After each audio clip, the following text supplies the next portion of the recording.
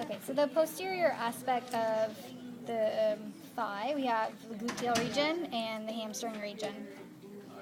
So if we just look at the gluteal region, the large gluteal muscle is gluteus maximus. And it starts, it's hard to tell, but it starts here in the midline of the body on the sacrum and the coccyx.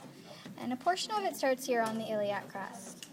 The muscle fibers then converge over, and some of the fibers go to the iliotibial band, or IT band, or tract, however you want to call it. And part of the other fibers underneath go to the gluteal tuberosity. If you take off gluteus maximus, just deep to gluteus maximus, you can see gluteus medius. So it starts on the external surface of the ilium, just below the iliac crest. Okay? And this one goes over and it inserts onto the greater trochanter of the femur. You can't see gluteus minimus on this particular model because we can't take it off. Also attaching into the iliotibial tract, or band, is TFL, tensor fascia latae. Okay, this muscle is located on the opposite side to gluteus maximus.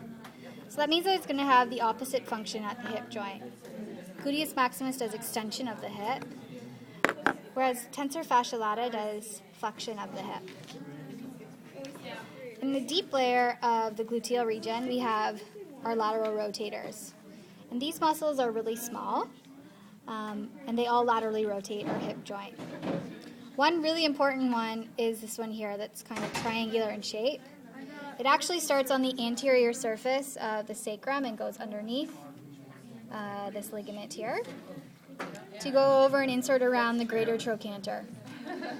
This muscle is called piriformis, and it can be used as a landmark in the gluteal region because just coming out inferior to it is the sciatic nerve. Okay, so often I'll look for the sciatic nerve and follow it superiorly, and wherever it stops is piriformis. Most people it comes out below. So below piriformis, we have the superior gemellus muscle. Then we have obturator internus, inferior gemellus. These three work together to do lateral rotation of the hip joint and also to stabilize the hip.